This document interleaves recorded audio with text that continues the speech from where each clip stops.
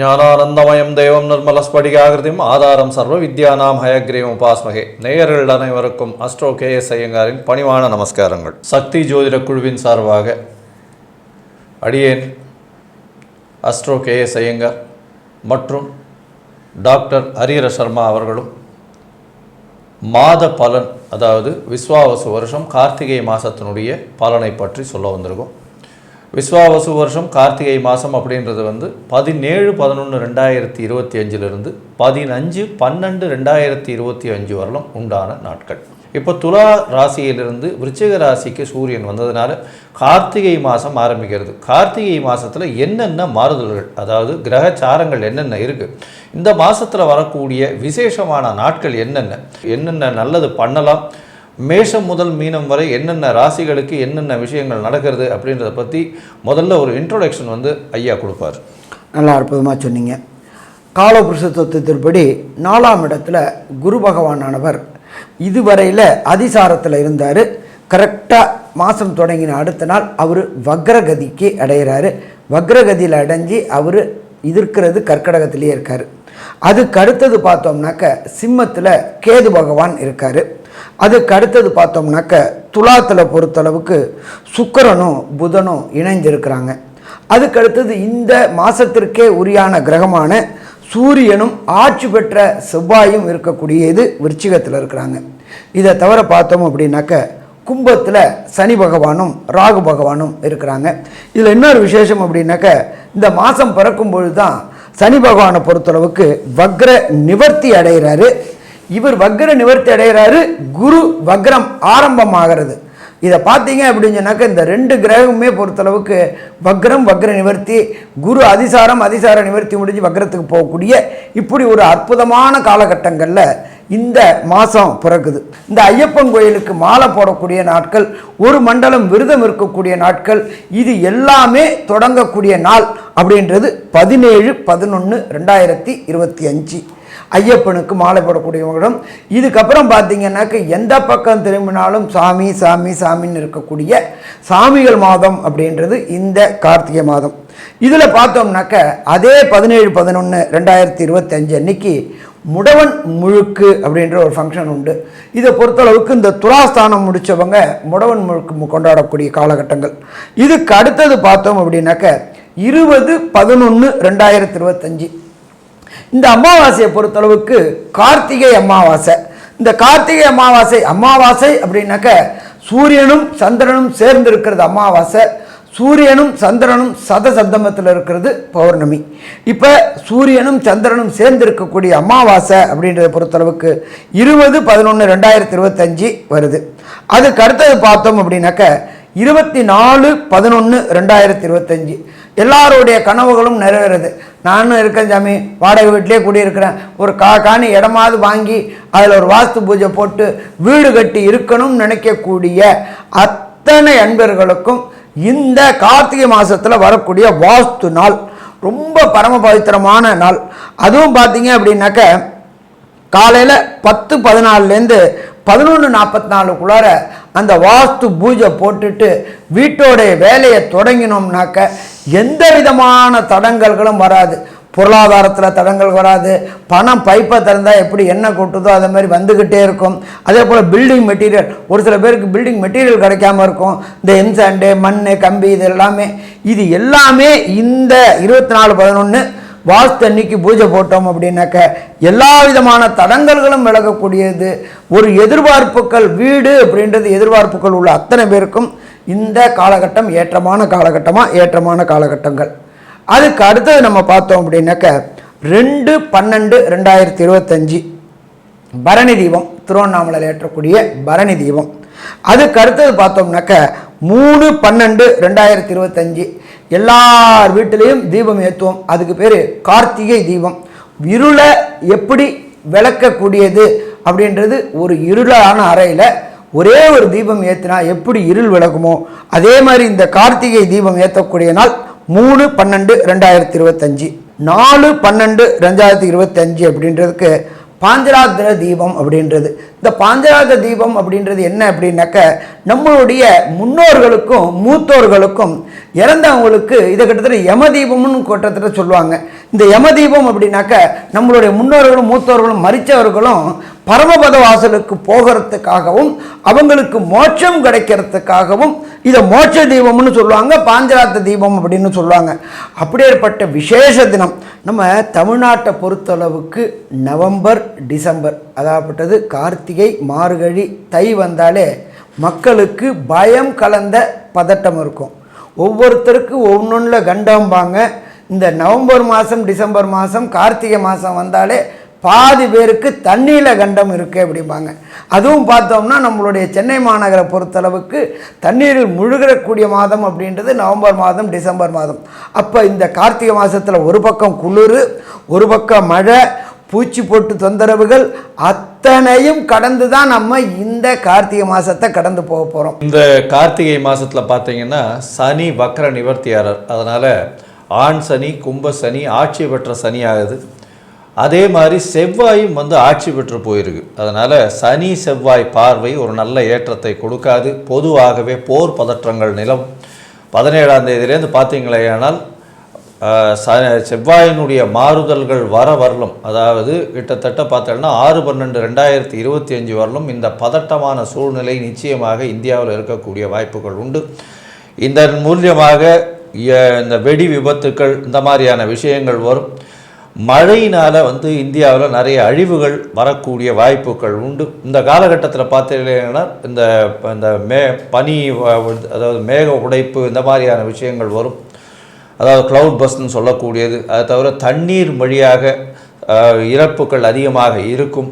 தொழிலாளர்கள் புரட்சி செய்யக்கூடிய காலகட்டம், புரட்சியாளர்கள் கொடி தூக்கக்கூடிய, அரசாங்கத்தை எதிர்த்து கொடி தூக்கக்கூடிய காலகட்டமாக அமைக்கும்.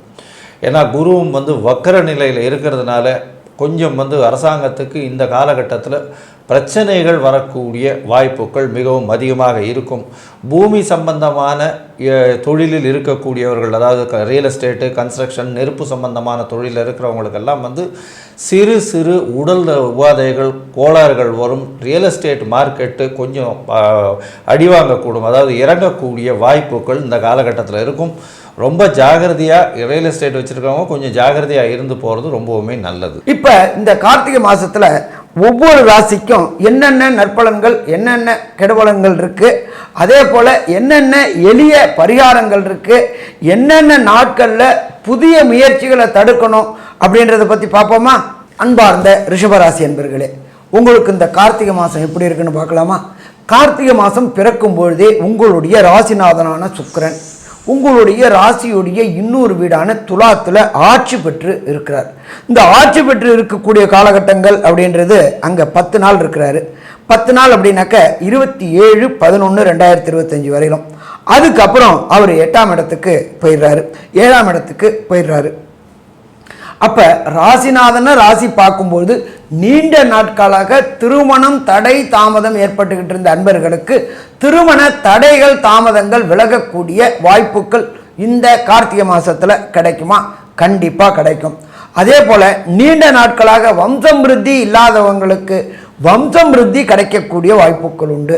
ராசிநாதனான சுக்கிரன் பொறுத்தளவுக்கு குருவுடைய பார்வை எப்போ கிடைக்குது அப்படின்னு பார்த்தீங்கன்னாக்க, இவர் விருச்சிகத்துக்கு போன பிறகு, அதாவது 27/11/2025 சின்னத்திரை பெரிய திரை கலைஞர்களுக்கு கடந்த காலகட்டங்களில் வாய்ப்பு இல்லாமல் வீட்டில் முடங்கி இருந்தாங்க. முடங்கி இருந்தவங்களுக்கு புதிய புதிய வாய்ப்புகள் தேடி வரக்கூடிய காலகட்டம் இந்த கார்த்திகை மாதம். அப்போ இந்த கார்த்திகை மாதத்தை பொறுத்தளவுக்கு ஏற்றமாக இருக்குமா? ஏற்றமாக இருக்கும். என்ன ஒன்று, ராசிக்குண்டான சுக்கிரன் 6ல் ஆட்சி பெற்றிருந்தாலும் மிக நல்ல காலகட்டமாக, மிக நல்ல காலகட்டம்னு சொல்லலாம். இதை தவிர நம்மளுடைய பலன்கள் எல்லாமே சொல்லக்கூடியது வாக்கிய பஞ்சாங்கப்படி பேசிக்கிட்டு இருக்கோம். எல்லாமே நம்ம பேசுகிறது இதில் வேகமாக செல்லக்கூடிய கிரகங்கள் சந்திரன், செவ்வாய், புதன் மற்றும் சுக்கிரன் மற்றும் செவ்வாய். இப்போ இந்த செவ்வாயுடைய மாற்றமும் இந்த புதனுடைய மாற்றமும் என்ன ஏற்றம் தரும் அப்படின்றத நம்மளோட KS ஐயங்கார் அவங்க சொல்லுவாங்க. ஐயா, அற்புதமாக சொன்னீங்க. அதாவது ரிஷபராசியை பொறுத்தவரையிலும் மிகவும் யோகமான காலம். என்ன சார் இப்படி சொல்கிறீங்க அப்படின்னா, உங்களுடைய ராசிக்கு 10ஆம் அதிபதி 10ஆம் இடத்தில் ஆட்சி பெற்று போயிருக்கார்.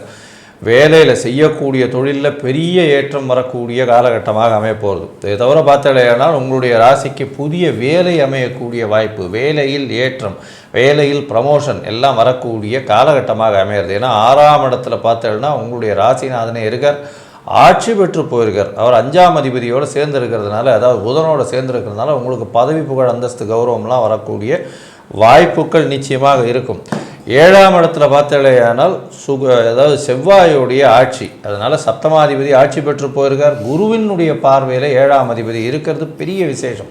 அதை தவிர பார்த்தாலேயானால் இந்த மாதத்தில் ஒரு 17ஆம் தேதி அன்னைக்கு 17ஆம் தேதி அன்னைக்கு மாதம் பிறக்கிறது. 27ஆம் தேதி அன்னைக்கு சுக்கிரனும் உங்களுடைய ராசிக்கு சப்தமத்தில் வந்துடுறார். இந்த காலகட்டத்தில் குருவின் நோக்கு 7ஆம் இடத்துல இருக்கிறதுனால திருமணத்திற்கு பார்த்து கொண்டு இருப்பவர்களுக்கு திருமண பாக்கியம் ஏற்படக்கூடிய காலகட்டமாக அமைய போகிறது. இந்த மாதத்தில் பார்த்தோன்னா 6/12/2025 அன்னைக்கு, அதாவது இந்த ஒரு 20 நாள் கழித்து புதனும் விருச்சிகத்துக்கு வந்துடுறார், சப்தமத்தில் போகிறார். குருவினுடைய பார்வை இருக்குது, 5ஆம் அதிபதி 7ஆம் இடத்துல இருக்கிறது. காதல் பயப்படக்கூடிய காலகட்டம். நிச்சயமாக மனசுக்கு உங்களுக்கு மனசில் எது தேவைன்னு படுதோ அது எல்லாமே கிடைக்கக்கூடிய காலகட்டமாக அமைய போகிறது. இந்த காலகட்டத்தில் பார்த்தலையானால் படிக்கக்கூடிய மாணவர்களுக்கு சிறு சிறு தொல்லைகள் இருந்தாலும் நிச்சயமாக உங்களுடைய ரெகுலர் ஒர்க்கிங், டிசிப்ளின்டு ஒர்க்கிங் மூலியமாக வெற்றி பெறக்கூடிய வாய்ப்புகள் உண்டு.